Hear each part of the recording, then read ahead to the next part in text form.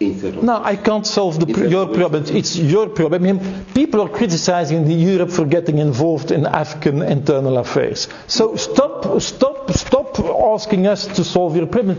How can people claim you're speaking on behalf of the people of the Northwest, Southwest, and at the same time sacrifice the future of the kids of the people of those regions? I find it absolutely scandalous and honestly also a hypocrite, because these people in the diaspora, they can send their kids to school and sacrifice the people on the altar of whatever you claim and pretend to represent these people is absolutely unacceptable, and having maintained that throughout the years is absolutely ununderstandable, and it's not only that, it's the school boycott, it's killing of innocent people, it's the harassing of young girls trying to go to school, and you have seen some of these videos circulating, which are honestly awful, where they force people to undress and so forth. I mean, what happens is beyond what is understandable. These are honestly violations of fundamental human rights and crimes against humanity, honestly. Excellency, do you think the insecurity in the Northwest and Southwest can really permit an effective back to school? If those people who fight for whatever political agenda have the courage to formally lift the school boycott, okay? Then you're only left with the criminals, because indeed we all know that, of course, this conflict, and like all conflicts, when they take too much time, they tend to move into economies of war economies, where a lot of people benefit from the situation on the ground, and you have a criminalization of the situation on the ground. But the criminals on the ground, they don't have any interest in maintaining the school boycott. They have interest maybe in hijacking people and ransoming people and at roadblocks and organizing all kinds of traffics. But they don't have an interest in school boycott. So if there is a call by those so-called leaders to lift the school boycott, schools will be open from one day to the other, and these will change the dynamics on the ground.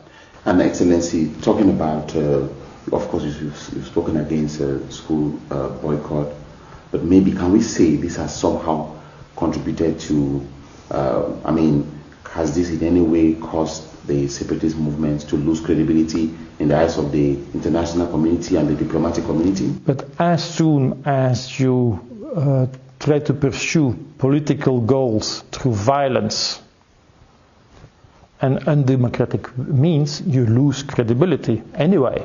But this is, of course, an additional layer which indeed leads to total loss of respect for those who call for and maintain this school boycott for years now. You have a whole generation of young people who have been prevented to go to school. I mean, I'm a father of 5 kids. The people in Northwest, Southwest are all parents of children. These people in diaspora are parents of children.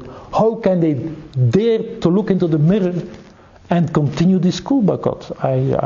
It's beyond my understanding. And we end by saying that probably this would have been a chance for the international community to accompany, apart from looking at the humanitarian situation, when we take a look at the number of kids that are not going to school, I think the international community should have put more effort on helping the children go back to school by accompanying the Cameroon government in the resolution of the conflict, rather than focus on humanitarian, because humanitarian efforts they could last for so many years and the problem will continue. I'm not in a blaming exercise. Everybody could have done more, I guess, and that's something the Cameroonian people have to sort out. We are not well placed to do that on behalf of the people. You don't have a mandate for that. I think, Excellency, sorry for coming in. I think that the European Union too can have a role to play in the resolution of the conflict, in the sense that some of the separatist leaders or some of those causing chaos are over there in Europe. You see, some are in the United States, but we are talking on behalf of Europe. Some are also in Europe.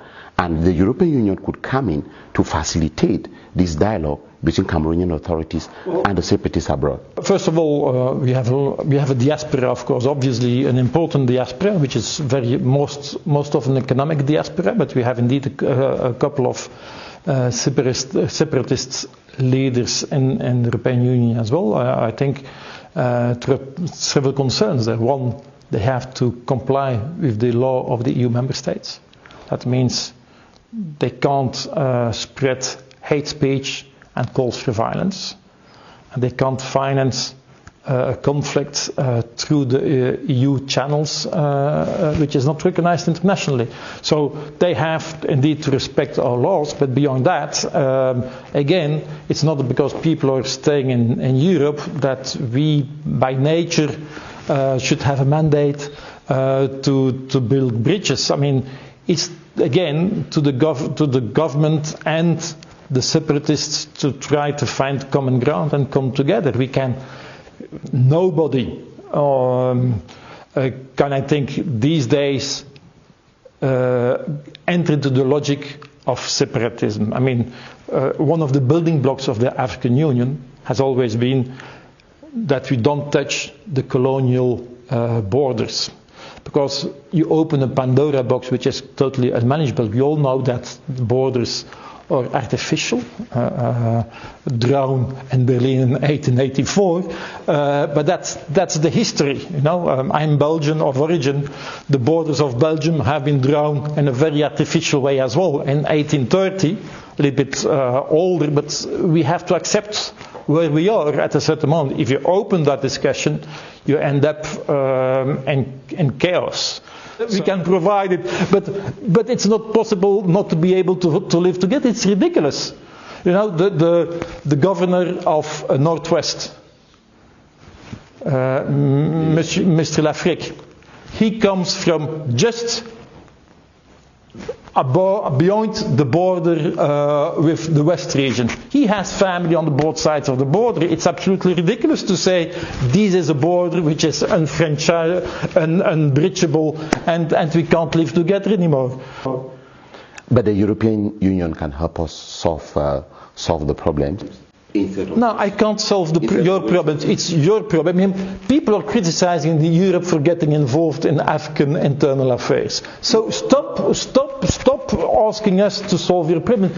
These are your problems. We can accompany your solutions.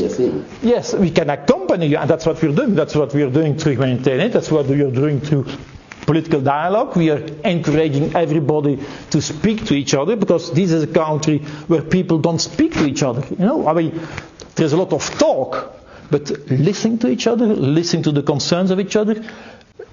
I mean, fragmenting the existing countries doesn't make sense. Excellency Philppe Van Damme, what do you have to say to solve the problem in Cameroon, or to accompany the Cameroon government in solving the problem? I'm sorry to say so, but I can't understand that reasoning anymore. People, and notably some of these Pan-Africanists today, are continually criticizing us for meddling in internal African affairs. And at the first problem, they knock at our doors to try to solve your problem.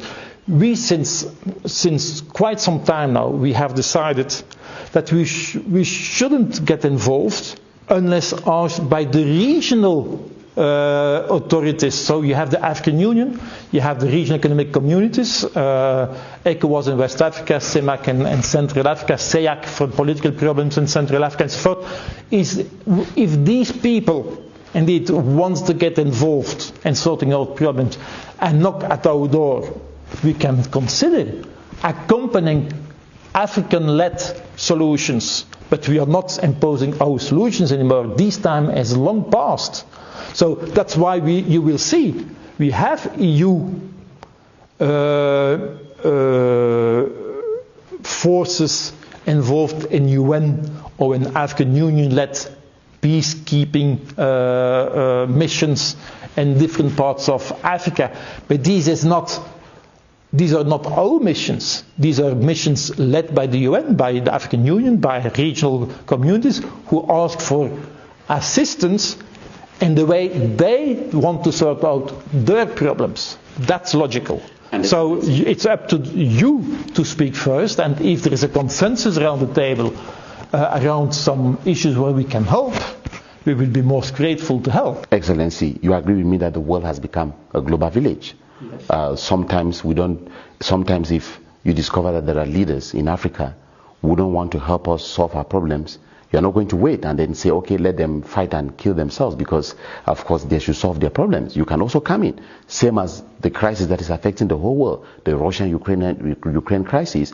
You saw that Africans send their leaders to try to discuss with Putin and discuss with the president of Ukraine to solve. The world has not become a place, it's no longer a place where, only a particular people should solve their problems. I'm sorry to say so, but there's a huge difference between an aggressor, an external aggressor, invading the democratic, independent, sovereign country, what happened in Ukraine, Russians invading Ukraine without any reason, and sorting out internal domestic problems. Nobody asks us to intervene in any of the internal problems in the world. If consensually people think we can help, we can help, because the first responsibility remains the government. And when we speak about responsibilities, that means also that the government has to go ahead in effective implementation of the decentralization process, because that's part of the conclusions of the initial political dialogue, which ended in the Grand National Dialogue of 2019. So the decentralization process, and in the case of Northwest Southwest, the special status, have to be given the concrete content and be effective, so that indeed part of the problems can be sorted out, and that those decentralized authorities can indeed build that required consensus on a sustainable basis, so that they can invite the external partners to come and accompany them. But the external partners from external banks have been supporting the Cameroon government in the reconstruction process. For large-scale reconstruction, if we see that it works, then we can gradually step up our support for the reconstruction, but it has to be done gradually, and it can go quicker than the peace and stabilization process itself. And again, and they beg all civilians, they say, make them stand up, fight against this terrorism, because they terrorize, destroy place, destroy our country. Give them your number. Call your number, I get on screen. My number is 673 934 346. Nine that. If you need me, you call me at any time. If you see any terrorist where you pass, you want to give me information, you can. If you want to come up for bush where you be Amba, you want to come up for bush, you call that number. They beg all civilians, they say, make them work, we will. Yes, move all that terrorism. The one they want surrender, make them surrender, go for DTR.